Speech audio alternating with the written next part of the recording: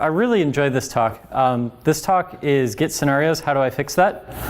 At the beginning of this talk, I ask you questions about what you've gotten stuck on Git, or on what have you done to rage quit with Git, or what are you struggling with? And the balance of the talk, I will demo those things.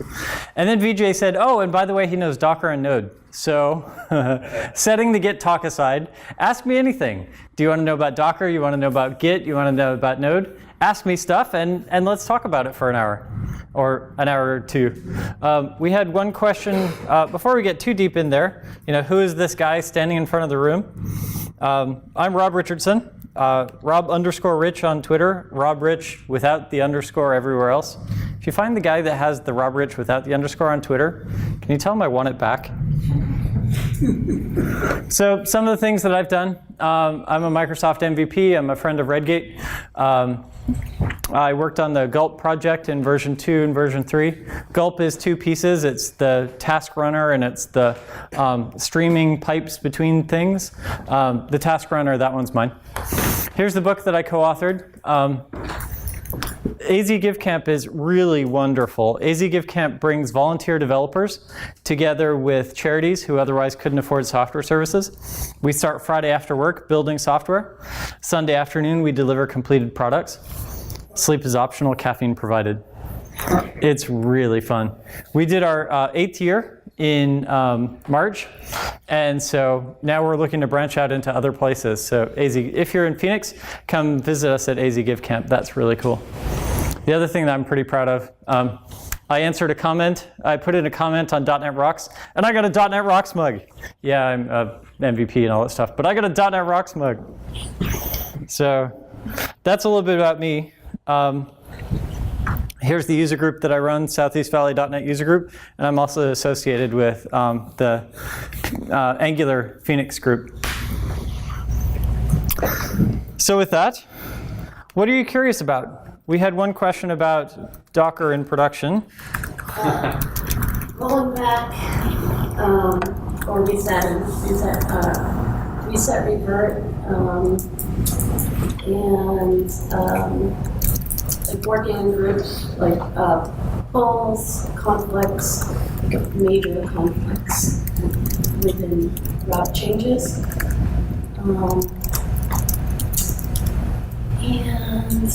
And open source commits, like rebasing, like interactively based and regularly based.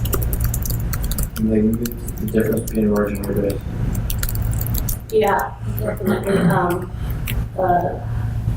Git fetch / merge Git versus Git pull. I love it. I got one. Yeah. Detached head? Detached head. Yeah. Oh yeah, fast forward. Awesome. For Docker, can we add, what is Docker and why do I care? I mean, I keep hearing about it, but I really don't understand it. What is Docker and why do I care? I love it. Docker Container Manager, Swarm. Yeah, simple Rails setup. How do you use Docker? You gotta know if there were 3 days. Yeah. Yeah, totally. So VJ is going to provide food. You can sleep in the. No, I'm just kidding. So that is awesome. It looks like we have a Git section and we have a Docker section.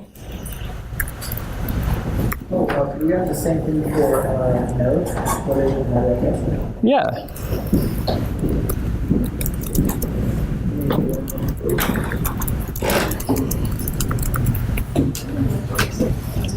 That's awesome.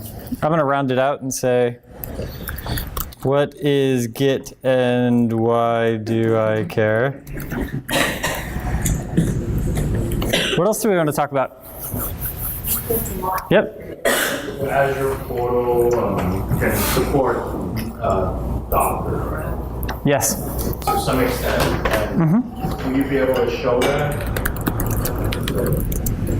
Unfortunately, I don't have Docker running on VJ's virtual machine, and so I won't be able to show you pushing into Azure, but I can fake it and show you what it would look like. That's a good one. I like that. So starting at the top, yes, no, yes, no. So what is Node and why do I care? We're at a JavaScript group, so I'll definitely start at the bottom. Node is a really great JavaScript runtime engine. And at its simplest piece, it is just that. It is a JavaScript runtime engine. So JavaScript is kind of cool in that it's really kind of awkward, but it's really consistent. All of the browser makers copied JavaScript really well. So the JavaScript runtime in each browser runs pretty much the same. Node took that to the next level and said, well, you know, we keep trying to take our server-side language and push it into the browser. We have C# or VB, so we have this VB script, or we have the Silverlight thing. We're trying to do a Flash thing. We're trying to take our server language and push it into the browser. Well, what if we went the other way? What if we took our browser language, JavaScript, and we pushed it into the server, and we created this really elegant Node runtime? So at its heart, it is just that Node runtime. Well, given a Node runtime, I can do some interesting things. I can write some web servers. So as I fire up my Node process, my JavaScript process, I start up a socket server. And it is just that basic, let's start a socket server. Or instead of a socket server, what if I have a command line tool that does interesting things? Maybe it's going to start up and copy files across. A deployment tool. Maybe it's a reverse proxy where it accepts a connection and hands it off to something else. Node is that JavaScript runtime engine. Well then, on top of that really thin runtime engine, Node is that community of packages around it. We talk about NPM, formerly the Node Package Manager, now whatever acronym they put at the top of their site. The Node Package Manager is that ecosystem of things built on top of Node. So we usually create these really small packages that do interesting things. And then we'll orchestrate those into larger packages that do interesting things. A lot of Node is open sourced on NPM, npmjs.org. So I have, for example, a package called Express.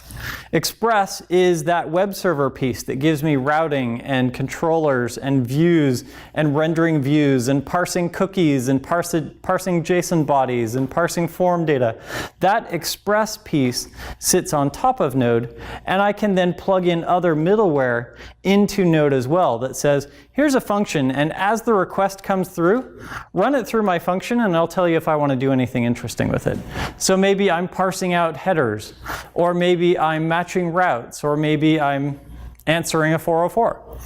That middleware concept built on top of Express, built on top of Node, that's that ecosystem of small modules that do interesting things.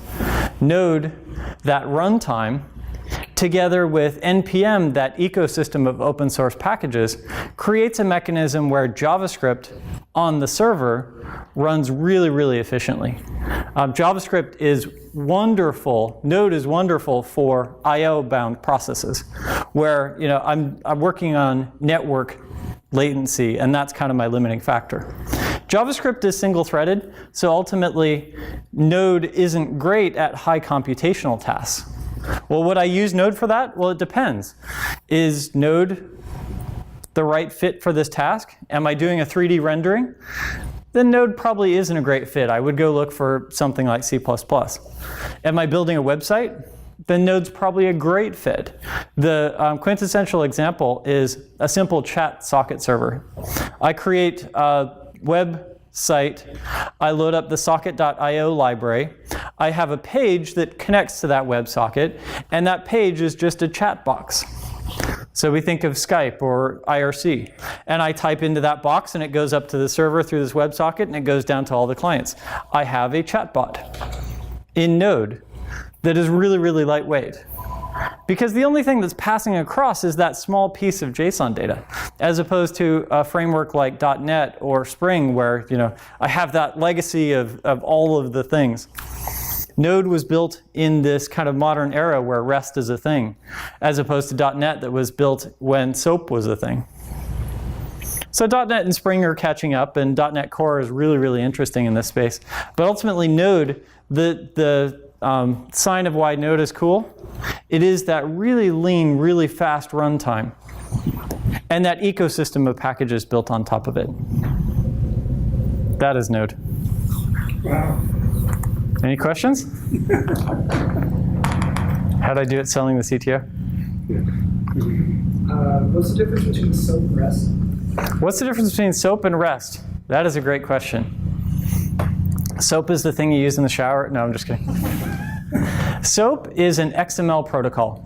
It's very specifically forming XML tags with very specific structure so that I can call methods on a server. So I'll build my SOAP envelope, that's what they call it, and I'll specify my SOAP action, and I'll specify my body, and all of that is in XML.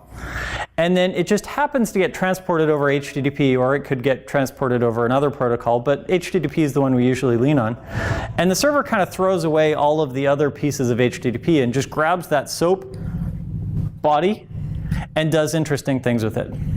So it's wonderful because it's protocol agnostic. The downside is XML is kind of big. Alternatively, REST really embraces HTTP. In HTTP is a verb, is a URL, is headers. So it uses those pieces together with the body that is often JSON, but it doesn't need to be. And it uses that as kind of a lighter weight mechanism. SOAP is great for kind of the enterprisey, very tightly typed type of experiences. REST is better for those lighter weight, faster things. The other benefit is if we're using JSON in REST calls, JSON is native to browsers. JSON is kind of a subset of JavaScript, JavaScript object notation. So that JSON payload, I just hand it to the browser and I say, hey, here's a JavaScript object. And it goes, okay. So JSON and REST have kind of become the language of quickly interacting between browsers and the server to do interesting outside of request type of things, AJAX-y kind of things. Did that make sense? Awesome, that was a great question, thank you. So leaving Node land, let's talk about Git. What is Git and why do I care? Git is, I'm going to go to Scooter software.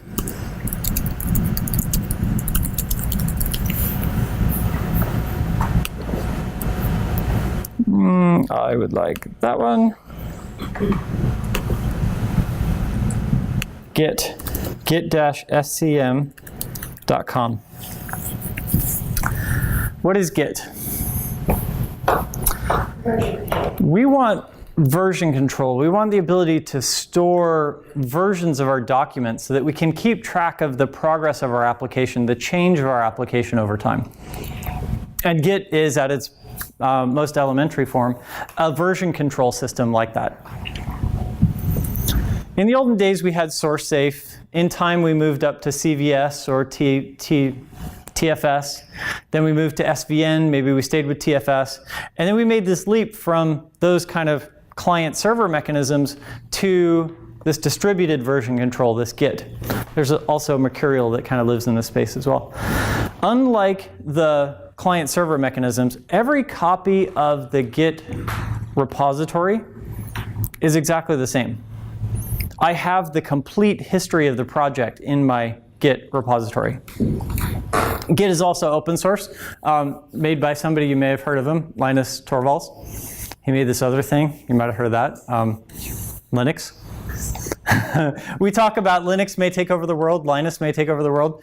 I would argue Linus is not going to take over the world based on Linux, maybe, because next year's definitely the year of the Linux desktop. But maybe he's going to take over the world with Git instead. Unlike other version control systems like CVS or SVN, Git is open source and free. We're not trying to build competitors to Git anymore. We are trying to build interoperability with Git. So baked into all of our IDEs now are Git tools. If I go back to SVN or I go back to TFS, I can build a TFS online repository, but it has a Git database on the back end.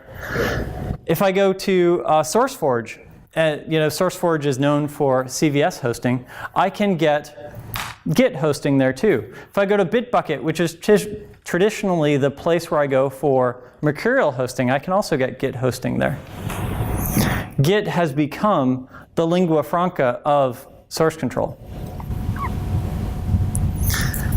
Git is more complex. It has more moving parts, and so to some degree, simplicity is a feature. If you really like simplicity in your source control and you don't want to have to worry about it at all, Subversion may be perfect. But because Git is now the thing that we're all targeting against, the closer that we get towards Git, the more we interoperate with Git, the more that we empower our developers and our users to use Git, the more we're building into that normal ecosystem. Git is that engine that powers that source control, keeping track of the changes in all our documents. So that's Git. What is GitHub? Well, Git is that engine. GitHub is an online hosted repository. At its most basic level, it is hosting online. But Git has done something really interesting and built kind of features on top of that. So I can do milestones, I can do task tracking, I can do releases, that kind of next level. I would look to TFS for that, or I might look to Jira for some of those things. GitHub has then taken it to the next level and said, we want to create a social coding atmosphere. We want to empower people to quickly make edits. Remember when you found that bug in that open source project and you had to, save the diff to a floppy disk and mail it to the guy? Or you sent them an email or an IRC and in 6 months maybe they looked at it and then eventually they went, that doesn't fit, and they threw it away? Git reduces that burden to merging and diffing and branching, and then GitHub empowers that communication. So very quickly I can take a fork of a repository, I can make a change, and I can make a pull request back to the original author and say, here's a change that I would like to suggest. Now I'm not forcing it upon them, it's a request for them to include it, but I can create that collaboration really easily. In a few minutes, I can collaborate with an open source project. I don't need to do all of the ceremony of joining the organization or signing the thing. We may opt to do those as well, but it's a really, really low friction way for me to contribute to open source or closed source. GitHub is that social coding platform built on top of Git, that engine. Yep. I understand how Git works with software development, but it's expanded into other areas of applications. I understand that people write scripts who keep their scripts in a repository. Can you talk briefly about that? Scripts around Git, yes. Or any kind of thing that they could. I don't know if you're familiar with it or not. Oh, that is exactly where I already was. Let me pull this second thing down too. So Git is a smidge more complex, and we kind of, from time to time, go, let's hide some of that complexity. Let's build scripts over the top, or aliases, or shortcuts. And so we start to integrate some of that. As we have our build process, we may also look towards taking some of that Git functionality. Can I get TeamCity or Jenkins to automatically check out my source code? So that'll do a git checkout or git clone command to be able to get that repository locally so it can start to build on it. A lot of people will build these automation scripts that just kind of execute Git command line utilities. Does that answer your question? Kind of, yeah. Awesome. So I'm going to push a few magic buttons because we set up this machine 5 minutes ago.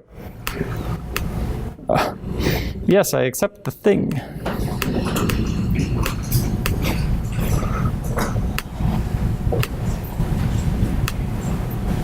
And actually, it's a good thing because for people who don't know this process, it gives you kind of a look into how you go things along. Yes, if you're going to set it up, don't do it this fast. Good call, VJ.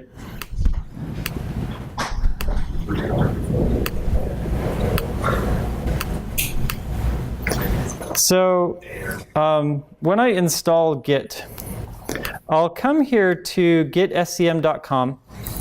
I'll click on download. And it'll take me to this page where it talks about downloads for my operating system. And I'm on a Windows box right now, so it says downloads for Windows. I could choose 32-bit or 64-bit. Windows Portable is kind of interesting as well.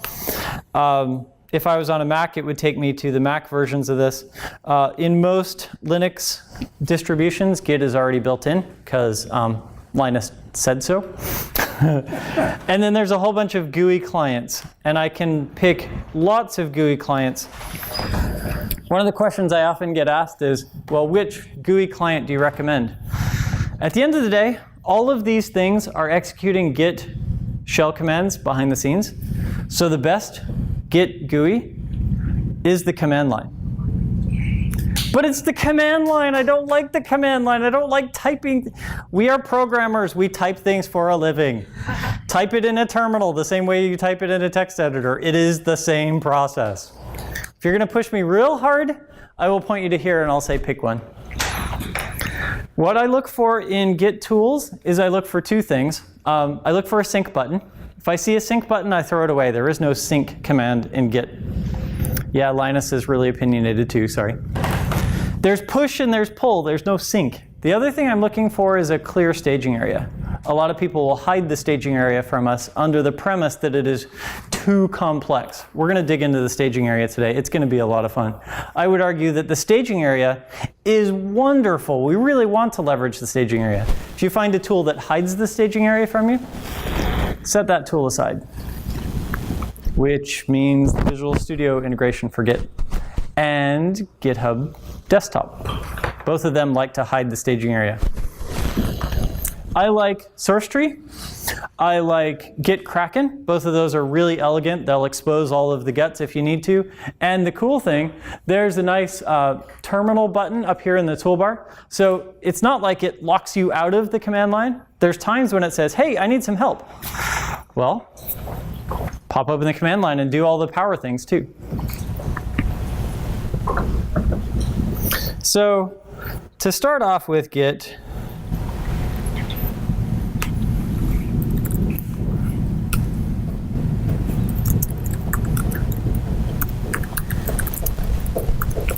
is that big enough? Hey, one more.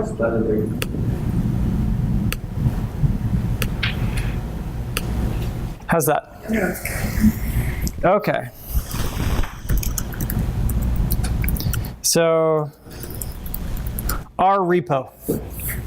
It's an empty directory. I'll pull this directory up in Explorer as well. Maybe. Here's this repo. Git init. There's two ways to start a Git repository. We can git init or we can git clone. Typically we're going to clone. We're going to go to GitHub. We're going to find that URL and we're going to say git clone. Git clone https github.com Rob Rich orchestrator, something like that. In this case, we're going to avoid that complexity for now, and we'll just say git init. So what did it do? Nothing! If I go into view and I go into options and I say uncheck show, I say show hidden files, and I'm going to uncheck hide extensions for known file types, I see that .git folder. On Mac and Linux, it's also hidden by default because it starts with a dot. That is my Git repository. How do I back up my Git repository? Copy that. Don't put it on Dropbox. Like the ls-a. Yes, you can ls-a and you can see it, or other ways to show it. In this case, I'm showing it in the GUI, but you're right, ls-a is a great solution there. That's the Git repository. Echo file1 to file1.txt. I've just created my first source code file. It is amazing. Don't you love my source? That is awesome. I've crafted my program. Git add file1.txt. I have added this to the staging area. What is that staging area? The staging area I think of as like the green room. That's where I assemble the content. That's where I get my commit ready. Once the commit is ready, I'm going to take it out into the theater. Until it's ready, I'm going to leave it in that green room. I'm going to leave it in that staging area. I added this to the staging area. I haven't committed it yet. I haven't pushed it out into the theater. It's still in that staging area. Git commit -m initial commit. M is the commit message. Ooh, I have some homework to do. I haven't set my name. Git config -- global user.name Rob Richardson. Git config global user.email. I did? Config. Thank you. You definitely need to config your system. robrich@robrich.org. Git commit -m initial commit. That global config, we only need to do that once. And in later versions of Git, this is actually much clearer what we're trying to do. Elaborate on what you just did. Yes, what did I just do? That is awesome. Let's cheat and talk about a GUI tool that makes this easier. I'm going to use Git extensions only because it makes this setting just drop dead simple. In Git, as I commit things, it'll have metadata associated with that commit.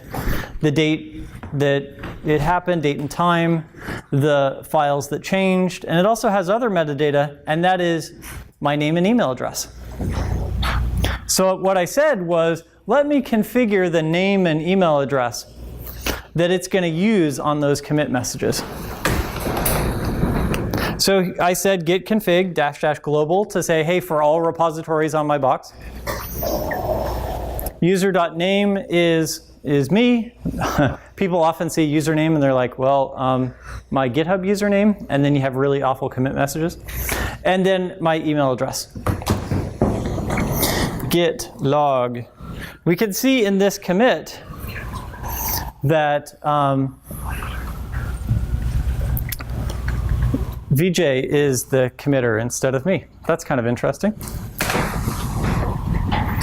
Git config user.name.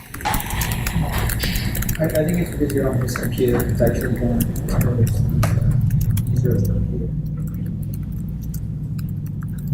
Is it because I'm on his computer? That would be good. Git echo. Yeah, you said that my brother was doing this. He doesn't know how to do it.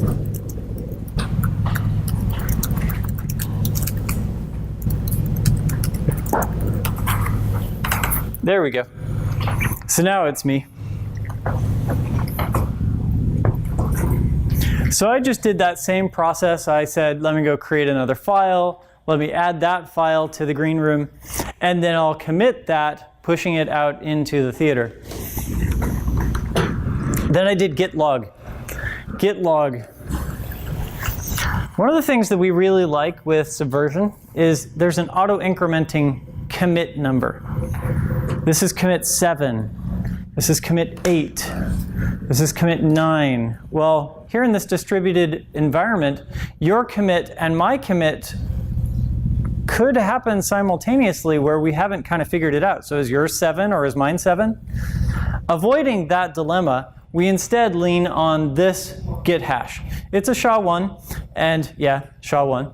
But we're not using it here for cryptography. We're using it here for uniqueness.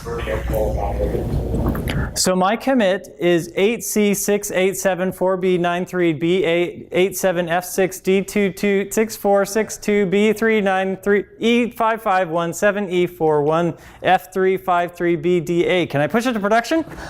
No. Yeah, you really want that number, that, push number 4. Here's this git hash. Oftentimes we don't like that full git hash, so we'll deal with, just the first 7 characters. Git log -- one line. There's those first 7 characters. That's a little easier. 8C6874B. It's no longer, uber super unique, but it's probably unique enough. And we can specify more characters if we need to get more unique. Git log -- one line. Those labels still aren't overly descriptive, so let's add, kind of more human readable labels. Git log -- one line -- decorate. Decorate. We're going to add branch labels.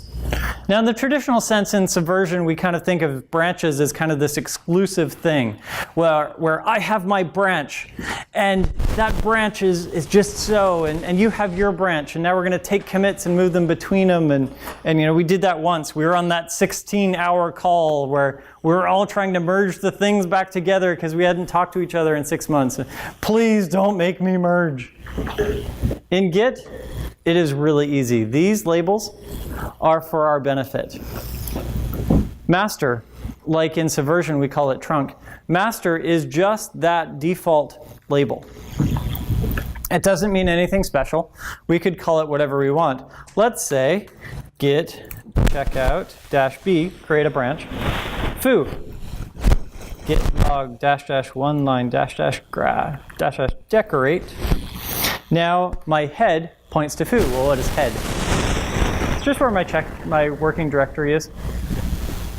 Right now, head points to foo. Foo and master are both on the same commit. I kind of like the words foo and master rather than that big, long hash.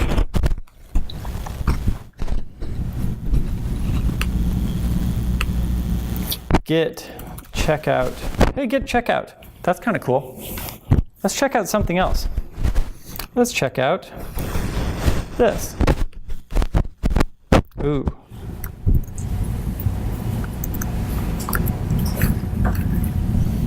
Oh, this is cool. You are in a detached head state.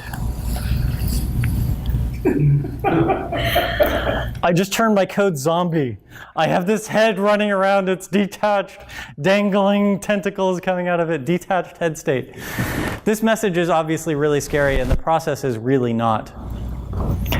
Git under the covers periodically will notice commits that aren't attached to a branch, and it will try and clean those up. So over time, I may modify things. I may adjust commits. I may abandon commits. I'm in a detached head state. It's saying, hey, if you do stuff and you don't put a branch here, eventually I may clean up after you, and your work may be gone. What does it mean it's detached? What does it mean it's in a detached head state? Git log -- one line -- decorate. It says that head is not pointing to a branch label. That's all. Head is detached from a branch. How did that happen? So head is, can you clearly explain what head is? Yes, what is head and how did it get detached? You take a saw, no, I'm just kidding. Head is where my working directory is. Here's my working directory, and it has whatever files I have in it. And that is where head is. Head, my current checkout, is at this commit right here. How did I get detached? Because I checked out this Git hash as opposed to checking out a branch. And is it because you haven't, well, you did commit everything, right? I committed everything, and then I checked out the branch. I moved my labels around. Oh, okay, So here where there's no more master, you changed it. No, there is master. master's still there. Think of Git as this double entry bookkeeping system. You can't break it. It will keep your stuff forever. You commit it, it's still in there. That's not quite true. We'll come back to that. But that's still there. I moved head down to this one. This label, this name tag, I just moved it to this other commit. I said git checkout that thing. Move head down there. My understanding of this is that head is a pointer to the current version that you're working on. Yes. Is that the right understanding? Yes, exactly. That's a great way to say it. Head is a pointer to the current version that I'm working on. So that if you're detaching it, it doesn't know where to point. Yes, it's no longer pointing to a branch. It's pointing specifically to a version instead. Yep.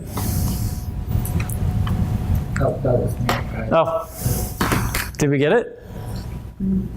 Okay. I was just gonna. Oh yeah. Right. Besides just going to your old commit and seeing what you had going on at that point, I mean, what else would you do there?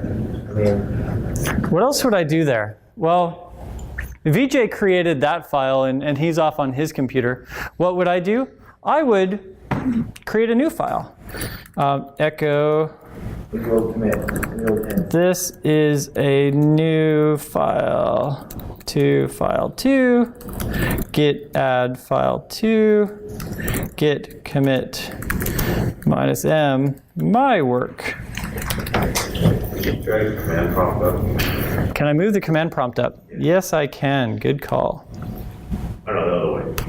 The other up, the one that's actually up? No, so we can see that command. Yeah. And let me move this down here. Is that better? Thank you. So what did I do? I added more work to my repository. When I copied the repository onto my computer, I'm continuing to work, while they're over there continuing to work on a different branch. At the moment, you're not on a branch. You're in a old version of this. Yes. Aren't you always on a branch? I always should be in a branch, but you're right, I'm currently not in a branch. Let's get back in a branch. Git checkout -b new branch. I am in a new branch, and I am no longer in a detached head state. Detached head message is gone. I am now on a branch. What happened if you checked out an existing branch? What would happen there? Git checkout master. It just stays there until you have to push it. Yeah. Git log -- one line -- decorate. That new branch was everything that was in the detached, in that shop commit, that last. It's gone! Where did it go? I built this new file too. I'm gonna have to redo it. Stay really late. Where did it go? It's in the repo. It's in the repo. It's in that .git folder. It's just not visible here. Let's go show it. Git log -- one line -- decorate -- all.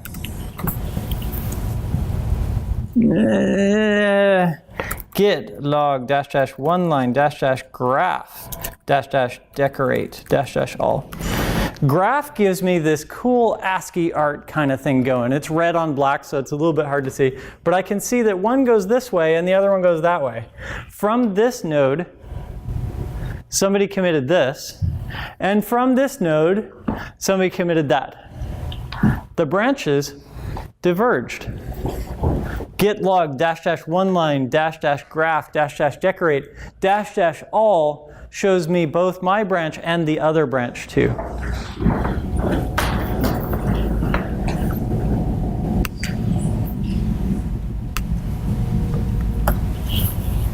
So this one you can merge new branch with master, I guess. Yeah, new branch with master and then have everything inside. Yes.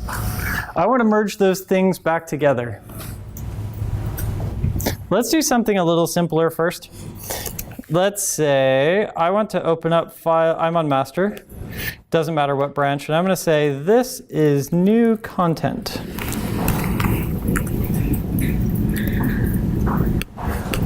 Git add file 1.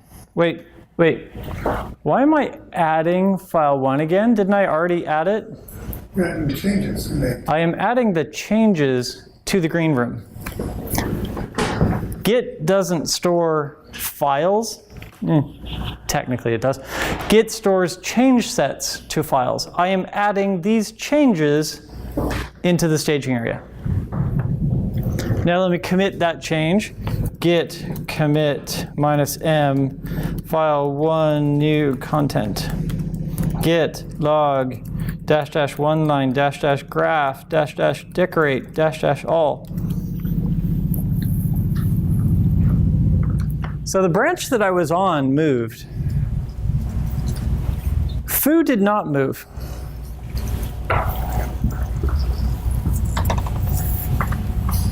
Well, let's merge foo back up. Let's take this label and put it up here with that other label. Here's the easiest merge. Git checkout foo. I'm always merging the other thing into the thing that I'm currently in. So I'm going to say git merge master. Git merge master into foo. I want to take this stuff and I want to put it in this foo label as well. Basically, I'm going to move foo up 1. Git log --1 line --graph --decorate --all. So now head points to foo, and foo is up here.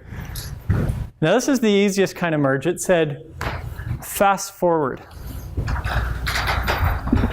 No changes needed. I just push the label up the tree. Fast forward. That merge was cake. That was cool. 3 types of merges in Git.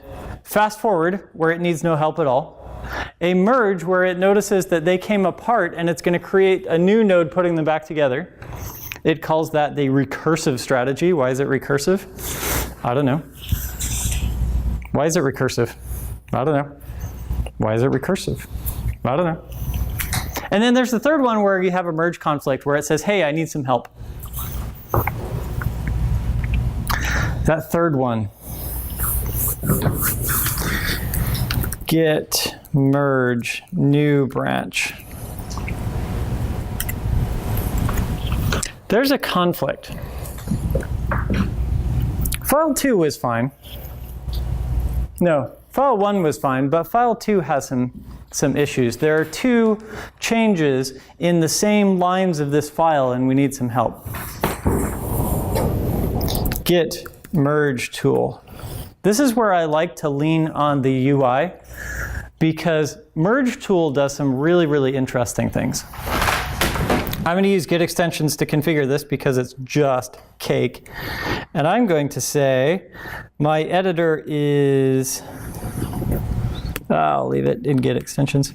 My editor is beyond compare, and my diff tool is beyond compare. And I'm going to say apply, and it's going to say, thank you. What did it do? Here in my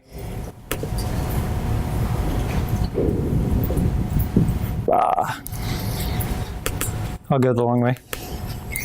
Users.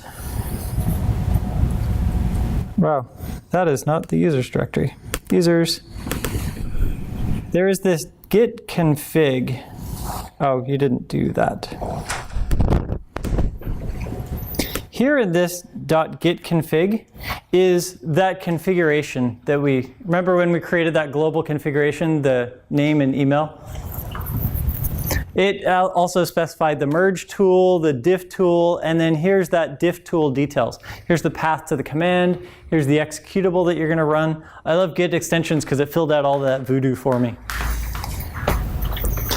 diff tool and merge tool. So now while I'm here in this conflict and I say git merge tool, it's going to walk me through each file, and in this case there's only one, and it's going to say, here's a visual diffing thing. Otherwise I would get this really cool Unix diff, which is actually really entertaining to look through, but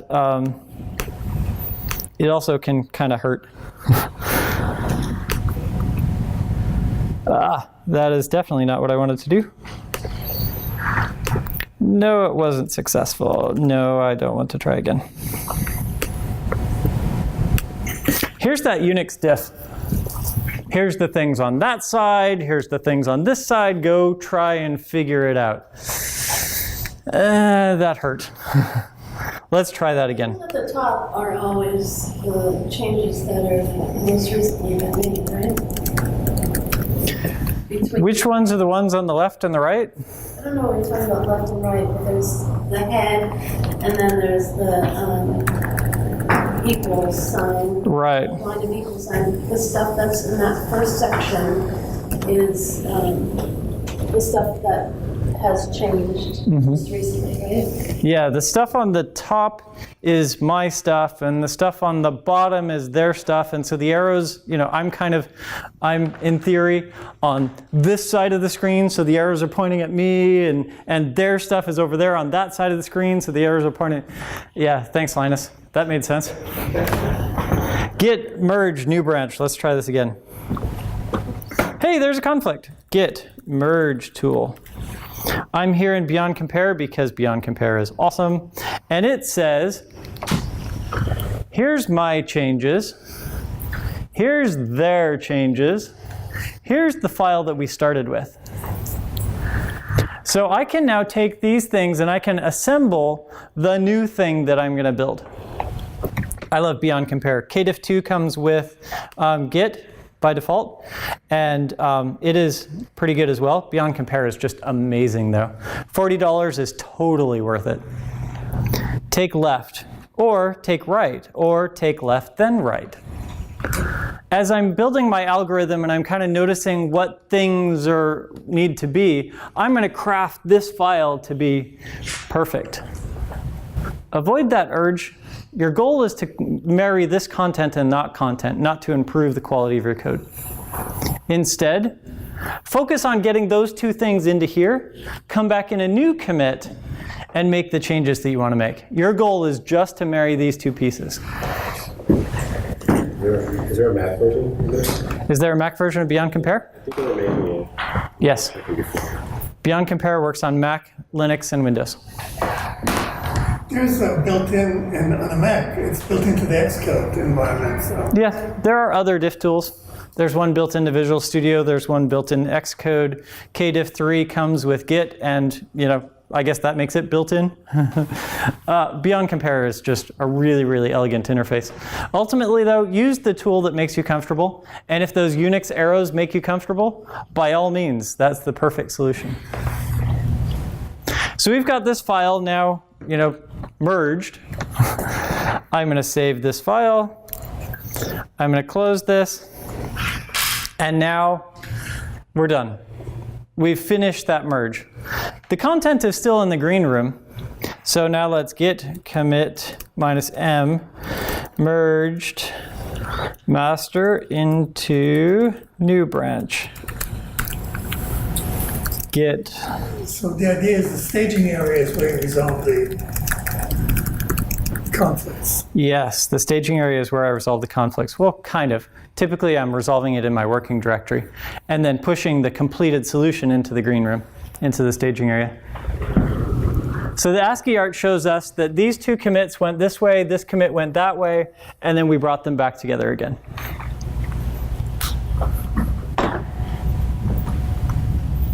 That's as hard as Git gets, that merge.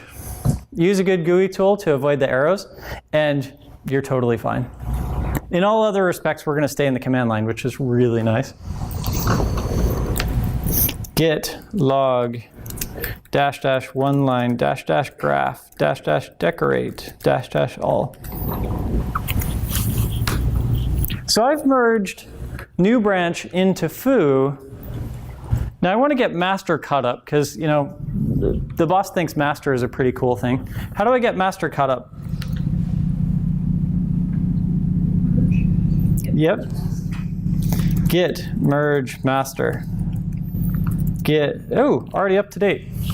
That wasn't it. We're going to merge whatever we want into the thing that we have checked out. Check out master and then Git checkout master. Git merge foo. Awesome. What happened? Chain branches and we merged foo into master. So what's the graph going to look like now? Master's going to be on top next. Yep, master's going to be on top next to foo. What's head pointing to? Master. Master, exactly. Git log dash dash one line. What's next? Graph. What's next? Decorate. What's next? Yes. Once your fingers know how to type that a lot, create an alias to make it shorter. In the meantime, get your fingers comfortable with it because you're going to sit down at your coworker's desk and you're going to go, crap, you don't have my alias. Head points to master. Foo is cut up as well. I think we're kind of done with new branch. What do you think? Delete the branch. Git branch dash D new branch. And that branch is gone.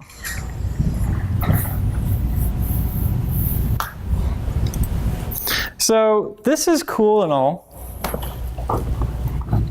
but I want a straight line. I don't want this, you know, kind of going apart and coming together thing. Some might argue that this is perfect. In reality, things actually did go apart and then come back together. But I want to straighten the tree.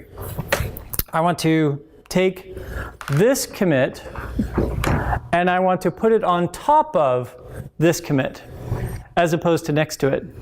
I want to change the base commit. Right now the base commit is this one. I want to change the base commit to that one. I want to rebase. I want to rebase. Hey, git rebase. We know how to do that. Git checkout this.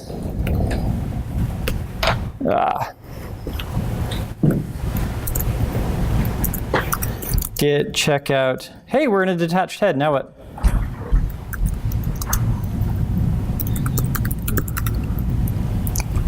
Just give it a branch name. We're no longer detached.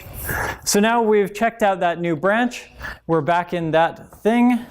Git log dash dash one line dash dash graph dash dash decorate dash dash all. Now we don't want that merge commit there anymore. So git checkout master. Git reset.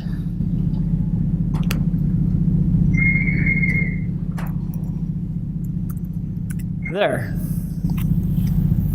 Take master and move it down a commit. Basically uncommit that.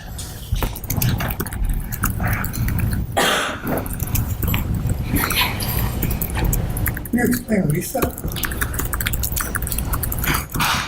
Yes, what is reset? So I said, you know, I don't want that commit there. I want to undo that commit. Let me roll that commit back to a previous one. Git reset to this other git hash. And I could choose many git hashes if I wanted. I could, you know, undo many commits. In this case, I only undid one. I said, let's move that one back to here. That commit technically still exists, but I don't have anything pointing to it anymore.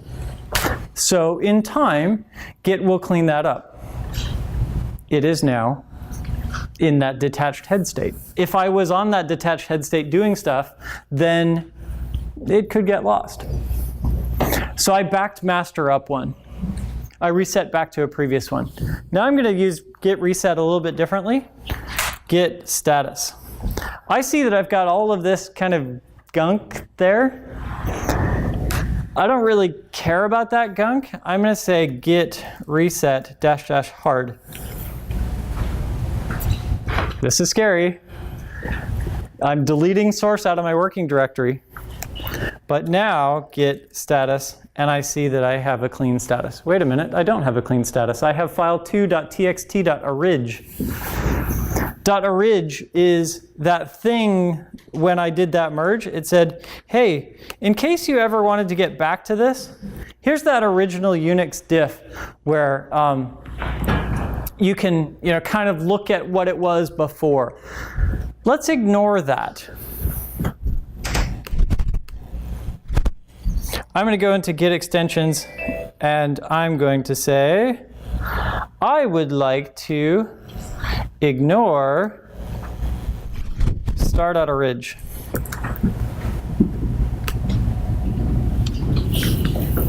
Now I used a GUI tool. 3 minutes? 30 minutes? 30 minutes. Thank you. And it created this .gitignore file. Now when I say git status, I don't have that .orig. I just excluded all of those kinds of things. We'll want to exclude like the built files, our dist directory. Maybe we'll exclude our packages directory, and so that will go into this .gitignore file. Git add .gitignore, and I now have something else in my green room. Let's go into this commit window again because this is kind of fun. Here's my working directory. Here's my staging area. I added this to my staging area, and then I'm going to give it a commit message and put it into my repository.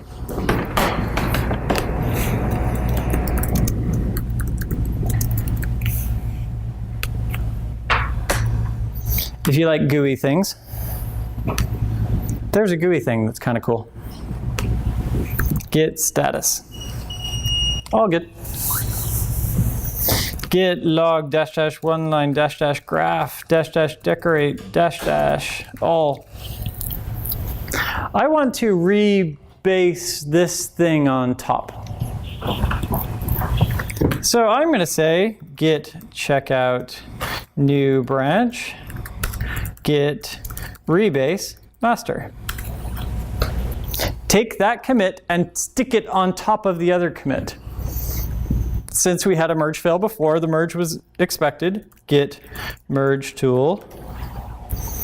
It's going to ask us, hey, what would you like to do? Here's the left, here's the right. Not in the tool, could you do it just command line? Yes. Because that's my main question is, when you're doing command line, the GUI thing, it can get... Git merge. Merging is not possible because you have unmerged files. VI. That's kind of the way you merge in the command line is you pop open VI and you go like take the, yeah. And yeah, it's kind of painful. Well, I want this, and I want this, and I want this, and then I do find arrow, and I forgot one, and yeah. Merging on the command line is possible, but it's a little obscure. That's why I kind of like leaning on GUI tools. Git add file to git rebase -- continue. That was a great question, though. You just add. In the case of a rebase, I just need to get it through that stuck point, and then I need to say, now continue on. And so I probably didn't even need to add. Because sometimes when you change it, then it's and you add it, it says the error is something like, did you forget to add it? You like fix the conflicts, and it says, did you forget to add it? Like once you say git rebase continue. Yes. Now I just added it. Like, good call. Sometimes I'm in the middle of a rebase, and I fix my merge fails, and then I say git rebase -- continue, and it says, hey, you need to add things. yeah. Yeah? And then what do you do? Then it says either skip or abort. Yeah. Because Yeah! it seems like you're stuck in a Git hole. Like, Yeah, that's awesome. I get stuck in the Git hole. That's a perfect I description. mean, I've been stuck in that for like a full night fixing conflicts, and then you fix the conflict, add it or commit it, and then Yeah. it would not change it. Yeah. And it would just keep. So how do I get myself out of that Git hole? How do I get myself unstuck from that rebase? Yeah. I would suggest two things. When you get there, git rebase -- abort, try again. The second thing is you said, hey, I've been merging all day. Merge in smaller pieces. Merge more frequently so that you're not merging all day. You're only merging for a few minutes. And hopefully if you're merging continuously, continuous integration, hey, that sounds like a cool word. Let's like build an industry around that. If we're continuously integrating, then probably we're not colliding as often, which means Git can probably do the merges for us. How do I get out of a particularly sticky merge? Don't get myself into it in the first place. Which sometimes you're still there, and so yeah. In open source, if you're working in open source and there's a lot of people around the world working in it at the same time, and someone's made like a massive amount of changes, and then suddenly pages that you push to don't even exist. You're right. You know? When I have a very active repository, merge conflicts are inevitable. Yeah. And so Git makes it much, much easier than Subversion. But there still could be some pain. But yeah, this is the part that is, I feel like there should be way better messages in this section. Yes. Once you say get rebase continue and it says, have you forgotten to add, what do you do? Like do you just skip, or do you, when you— I usually hit Control-C backwards? and I say git rebase -- abort, back myself back out, start again, and then add it. Which is probably why I did it just now, probably muscle memory, more so than, Like add or you yeah. don't do a commit, right? You just— I just add, I don't commit. I let it commit so that it can continue on with the original message. Okay, and so once you add them all, that you've fixed the conflicts, then you should be able to run git rebase continue, and it should say that there's no more conflicts, right? Exactly. Once I add those things back in, I do git rebase -- continue, it finishes on, and we get something like this, a straight beautiful line. Some people like the line, some people say you must rebase. Some people like to see the mess and come back together. Ultimately, discuss this with your team and choose an appropriate strategy. And then for Q, you could do the interactive. Yes, let's do an interactive rebase. That'll be really fun. Did you have a question before we go there? Back a little bit, when it comes to conflicts, is it looking for individual lines or is it looking for properties? So if I bump things down 3 lines, is it actually going to read that blank space? Yes. Yes. Is it looking for content or is it looking for line numbers? This is magic. It is wonderful. It is looking for content. So I'm going to change the file, and you're going to rename the file, but you don't change the file at all. Git handles that merge automatically. Neither of us need to do anything. The file name is metadata, not content.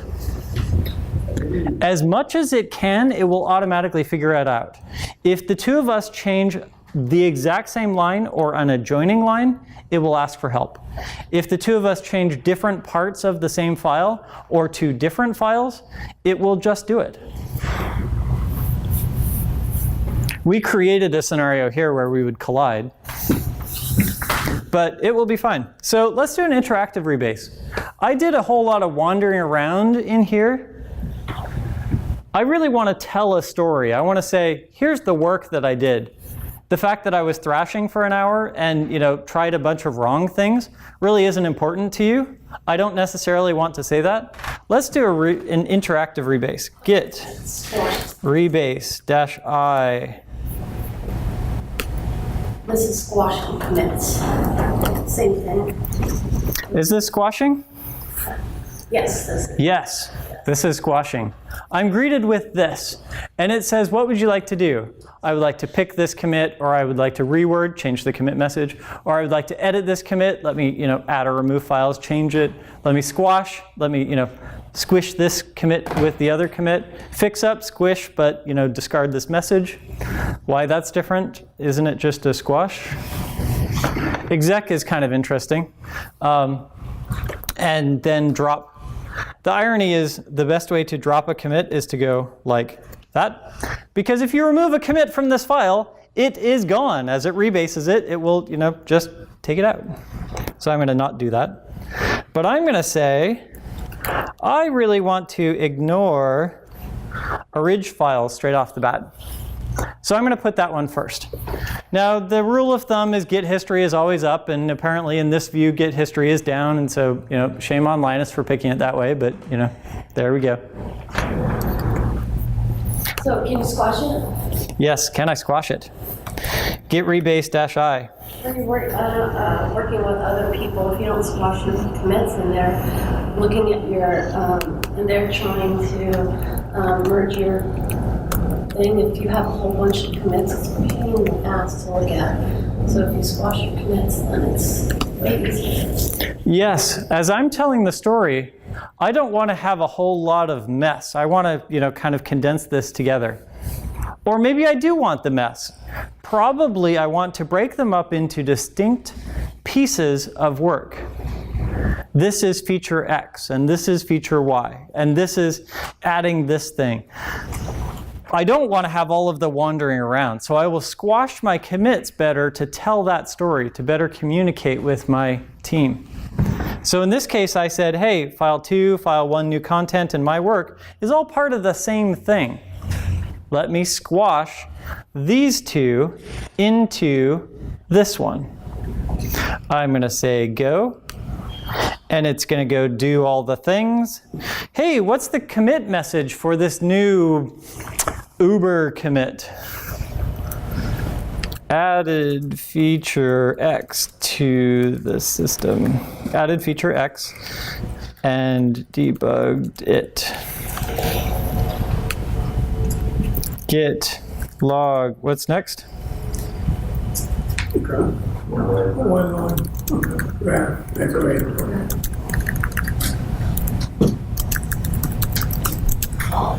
Oh. Yes, git one line, git log dash one line. Oh, git log dash one line, not online, dash graph dash decorate dash all. I have the ignore file first, I have my big mess second, and that is all. So now master and foo are kind of over there. Let's go pick them up and move them. Git update dash refs heads master head. Do not pass go, do not collect $200. Pick up master and stick it right there. That's a ninja move. Because we're not merging correctly, you can get yourself in real trouble there. But git log dash one line dash graph dash decorate, we just set master there. Let's do the same thing for foo. Git update refs heads foo. I'm going to cheat. We have a nice, clean, simple thing where each one tells a unique story. That is awesome. Where do we get that refs heads thing? Here inside the .git folder, refs heads foo. Ooh, that looks interesting. 52EF. That sounds familiar. 52EF. This file is the git hash of the thing that it points to. Yes, I could technically edit it here. Please don't. The way to break git is to go start changing files in the .git folder. But that just says, hey, I point to that file. Going back into the .git folder, here's head. That looks interesting. That just says, hey, I point to this branch. That is awesome. Update ref. Basically, change the content of this file.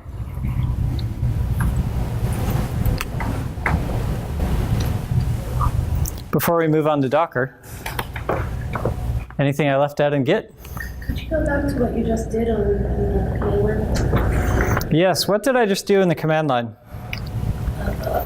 Update refs /heads/foo to head. But you said not to do that, right? This update ref Yeah. does not merge correctly. It just picks up the label and puts it somewhere else. If your goal is to pick up the label and put it somewhere else, that's fine. If your goal is to merge two branches together, this will get you in trouble because you're not merging the branches together, you're abandoning the other branch. Okay, so just ignore that one. Yes. Okay. When you need this line, it's right there. In the meantime, it's your foot.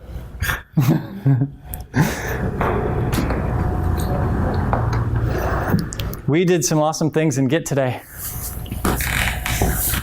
Anything else before we leave? So why Docker? Why Docker? Why Docker? Here inside presentations, I'm going to go to Welcome to Docker. This is on my blog, robrich.org/presentations. Welcome to Docker is that why Docker?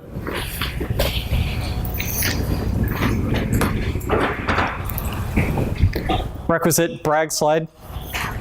Moving on. What is Docker? Docker is an ecosystem around containers, around container virtualization. So what is container virtualization? Containers are lightweight kernel virtualization. So what is Docker? It's the suite of command line tools that makes that easy. Remember Ajax? Ajax wasn't like this big new thing. Ajax was calling XML HTTP request in interesting ways. Docker is not this new thing. It's wrapped around LXC containers that existed before. It's more to it now. Docker Inc. is awesome, and you know, Docker OS, and away we go. But it is that ecosystem, that suite of tools that do interesting things. Process virtualization, kernel virtualization, virtualization, virtual machine. Virtual machine. In the olden days, I have this server. I have my bare metal server. I put my OS on it. I put my hypervisor on it. Maybe that's Zen, and Zen kind of bleeds into this realm. Or maybe it's vSphere, or maybe it's Hyper-V. And then I install various guest OSs on top of that. So this one's Windows, and this one's Linux, and this one's CentOS, and then I install my application on top of that, and that's really cool, but this copy of Linux and this copy of Linux have the exact same all of this stuff. They only differ in that stuff. This is traditional virtual machines. Here we're virtualizing the hardware, the BIOS, the hard drive, the RAM. Here in Docker, we're not virtualizing the hard drive, we're virtualizing the kernel. Here's our server. Here's our host OS. Here's the Docker hypervisor. And here's all of those containers virtualizing this host kernel. So why Docker? Because I get denser server utilization. I don't have to copy that stuff to each virtual machine. Each virtual container is only the differences between it and the kernel that it's virtualizing.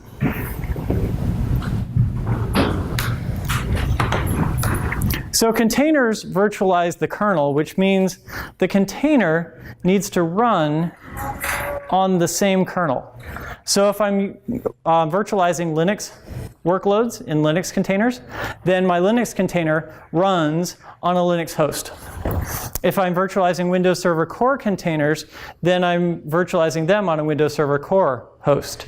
And if I'm virtualizing Nano Server containers, they're on a Windows Nano Server host. And those are, I wrote a virtual machine, so I have my mind wrapped around that.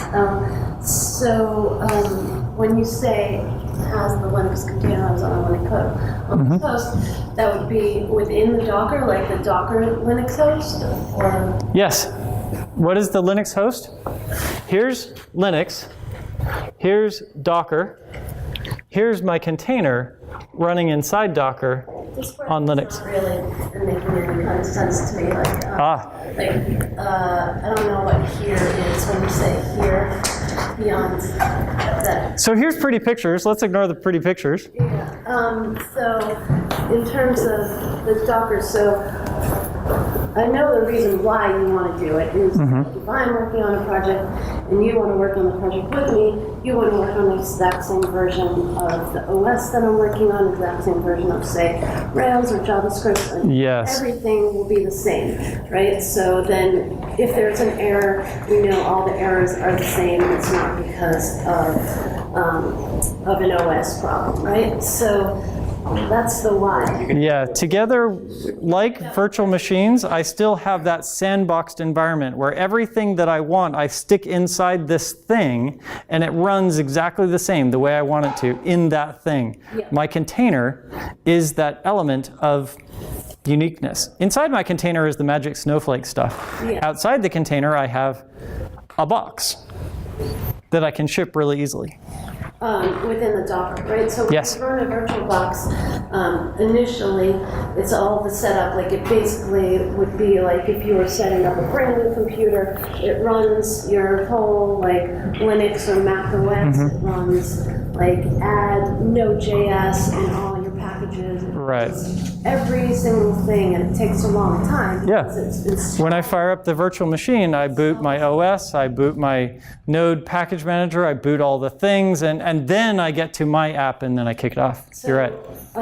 With Docker, is that similar? Like, do you build like the way you build a virtual machine is you tell it what you want me Yeah. to install to run your environment? Is Oh, good that question. Similar. So how do I get this stuff into the container? How do I package my app into that box? Yeah. That is a great question. Ask me that in 4 slides. Okay. And watch, I'm gonna count wrong. So we're here, Linux containers run on a Linux host. But mine are KDE and yours are GNOME.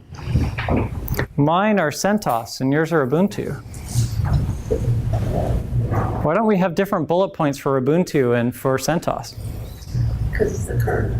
Because they're both on the Linux kernel. So why do we have 2 bullet points for Windows?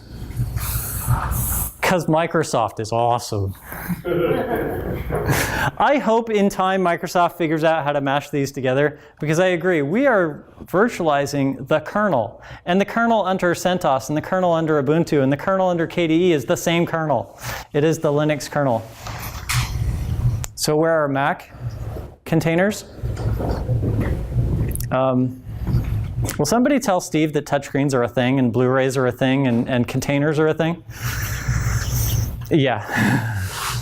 So I want to run my container setup. I want to run Linux virtual machines on my Windows box or on my Mac. Here's my Mac. Here's my hypervisor. I want to run a Linux workload on my Mac. Well, in a traditional world, we would say, okay, so here's the Docker hypervisor, and it doesn't fit. This Linux workload is not the same as my Mac. So let's instead boot up a VM, and we'll make this a Linux VM, and we'll put our Linux workloads inside this Linux VM. If I'm in production, I want to do it this way. I want to put my containers on raw metal so I can get maximum performance. But in a development environment, I like this idea of creating a Linux VM and hosting my Linux workloads in there. Because now it all fits in one box. I don't have to carry around 2 or 3 boxes to be able to test out my stuff. When I download and install Docker Community Edition or Docker Enterprise Edition, it does exactly that. It will spin up Moby Linux, a Moby VM, and it will put my Linux workloads in that Moby VM.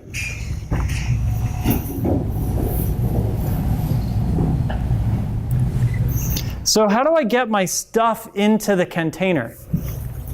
I like this graph because it kind of describes the workflow of how Docker flows. I start with this Docker file. This is configuration as code. I build out this Docker file and I list in that Docker file from Node. copy these things from my host into the container, copy these things from my host into the container, run this install command, run npm install, copy these things into my, and I just list out all the things that I need to do. And then at the very bottom, I'll have a cmd command. Here's the command that you use to launch the container. Configuration as code. Remember that Word document where you hand the ops guy and you say, so here's how you deploy the thing? And they're like, yeah, no. Oh, by the way, skip 5 because we no longer do that anymore. This is the actual way you build the container. When I'm ready, I take that Docker file and I build it into an image. Here's the binary bits. Here's all of the things associated with that image. That's all of the stuff shoved in. I've installed Node. I've installed Redis. I've done all the things here in this image. And then I want to launch this image as a container on the boat. The Docker machine. I take my Docker file, configuration as code. I build it into an image. And I launch that image as a container on Docker machine.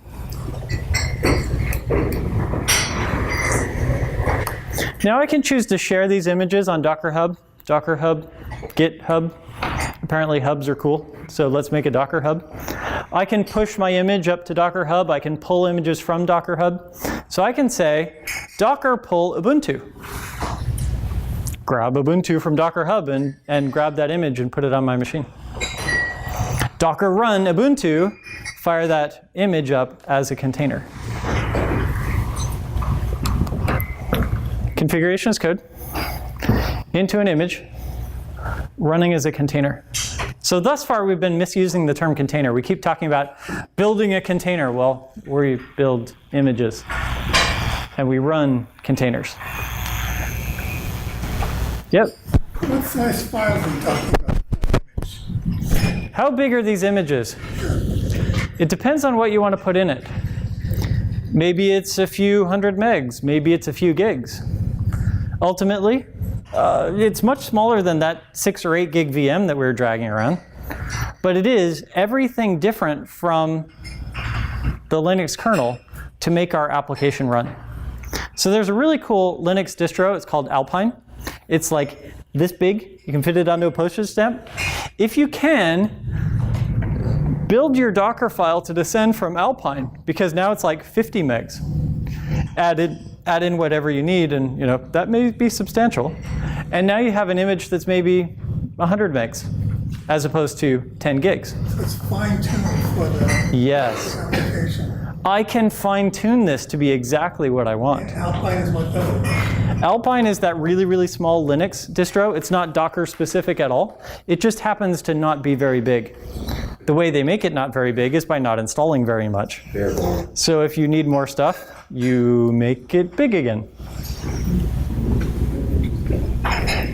This is similar to Vagrant. What's the difference? What's the difference between Vagrant and Docker? Good question. Vagrant is that, mechanism for spinning up machines really fast, but it spins up virtual machines. Docker spins up containers. Virtual machines virtualize the hardware. Docker virtualizes the kernel. Here I'm starting an operating system. Here I'm starting a process. How long does it take to boot Windows versus how long does it take to start Chrome? One of the things that's really cool is the closer we get to these containers, the more we do things insane like Amazon Lambda. We'll have an image just kind of kicking around. So we've built this image. And when a request comes in, it spins up a new container for that image and answers that request.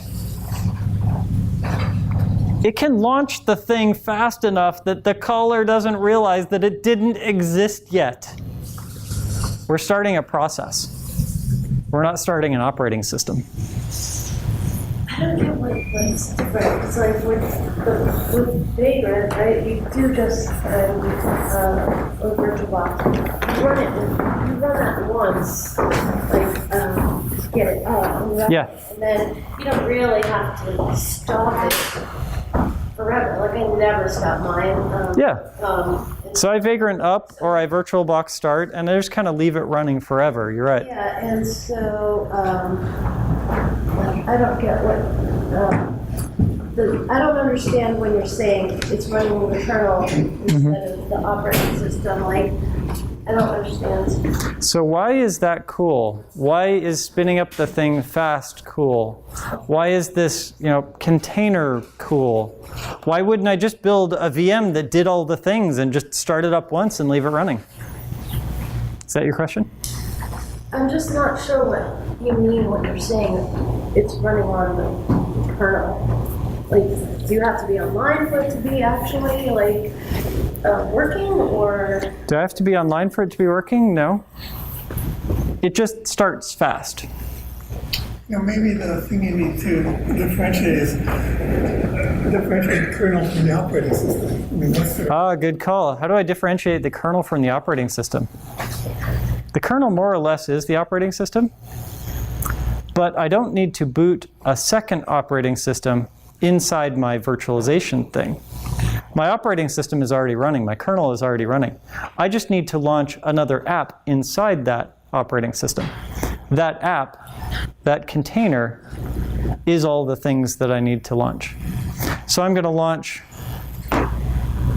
Apache, or Node, or Postgres. So why wouldn't I stick all of those things into one container and kind of make my thing that I start at the beginning of the day and leave running? Containers become a really elegant unit of scale. I probably want to make sure that I only have one database running, because when I start a second copy of the database, customers get grumpy. I don't know why, so what if I corrupt the database?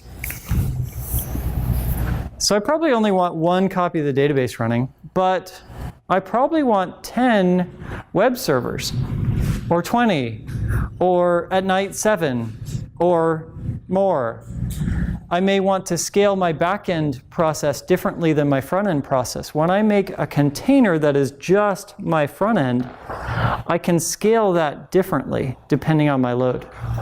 I'll build a front-end container, and a backend container, and a database container, and a Redis container, and I will then orchestrate those containers to work together as distinct pieces, so that then as a system they're functioning together, but then I can create more or less of them as I need to, or replace them as I just deploy new pieces.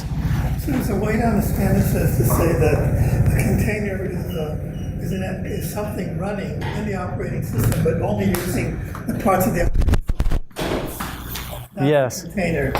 And the operating system is this much more than any application. Right. So inside that container, I still have that sandbox. It believes it's an entire machine, but it only really has the little piece that I've given to it. And outside the container, it's just a process. So I only have a minute, and the master question was, how do I do this in production? Actually, volumes are awesome. Saturday, we're doing a Docker workshop, so come see us do all of these things, because not only will you have the chance to do this together with us, you'll get to experience each of these pieces. It'll be really cool. Are you covering anything about Kubernetes? Yes, kind of. Let's talk about Kubernetes. When I want to run many things in concert, I'm going to create this Docker Compose file that kind of references many containers, and I'll build them into many images, and I'll host them together in a swarm. As I do that, I'm going to want an orchestration engine that kind of keeps track of lots of things. I'll probably want containers to run alone in their own kind of subnet, their own virtual LAN. I'll only want to expose the public ports into that container that I need to. And so I want my website to be able to access my database, but I don't want the outside world to access my database. I want to do some service discovery. And I want to do some service management, let me start and stop and scale clusters. So on the upside, there are lots of products to do this. On the downside, there are lots of products to do this. On Saturday, we're going to talk about this as well. Mesos, Kubernetes, Fleet, Swarm. There are many products in this space. Rancher. Your IT department has preferences on these, and so I'm not going to inflict mine upon you. We're going to focus on Saturday mostly on Docker Swarm because it's in the box. But your IT department is going to find those things that make them most happy, and so please leverage those. Apache Mesos probably has the most battle time, and so it's kind of more or less our de facto standard. Kubernetes was built by Google. Before Docker was a thing, Kubernetes was a thing. It is now open source, and it's wonderful.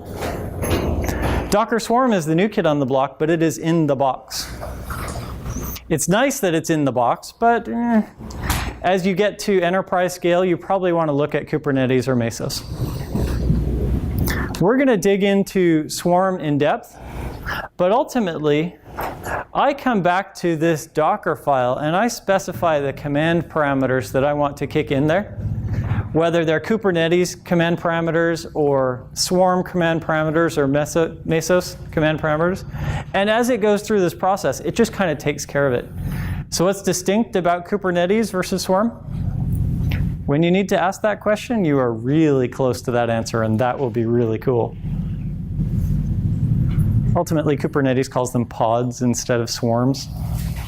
They work a little bit differently. That's nice. Because your IT staff has preferences there, I'm not going to inflict mine. So you've made a choice on a cluster, but then you want to look at or service discovery choices. Now you're looking at Zookeeper and etcd and Console and Mesosphere. Yeah, I just handed you 27 buzzwords. That Docker compose file that just says, hey, go build this current directory, but by the way, just go grab the Redis image. Link the website to the Redis image and expose the website's port, but don't expose the Redis's port. Because we're on version 3, we now have the parameters like scale, which is pretty cool. How do I run Docker in production? I go grab my favorite one of these, I prop it up on many machines, and I fire them off. Well, what if I don't want to do that?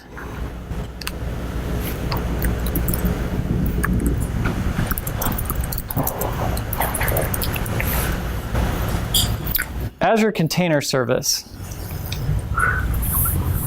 As I'm looking at containers on the cloud, I still package everything up into that box. And then I want to put that box on somebody else's hardware.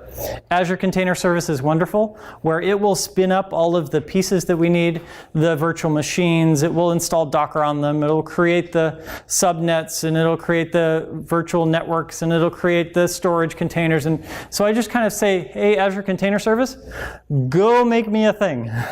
And it says, okay. At the end of the day, it then exposes for me those environment variables that I need to set in my terminal, so that when I'm running Docker commands, I'm no longer running them against my machine, I'm running them against that machine. Azure Container Service, AWS Container Service, both kind of have that methodology. I build my container. I can choose to host it in Kubernetes, or I can choose to host it on Azure. And that container is identical. Does it work on my machine? That's no longer an argument anymore, because that container is exactly the same no matter where we put it. I can debug that container on my machine, and I can host that container on Azure, and it will run exactly the same, provided that we have enough resources and network to do it. The beauty of Docker is that hardware independence, that independent unit of scale, that really rapid setup. Ultimately, Docker is that mechanism for taking virtualization to that next level, that leaner virtualization story. Awesome, this was a lot of fun. Thanks for letting me play.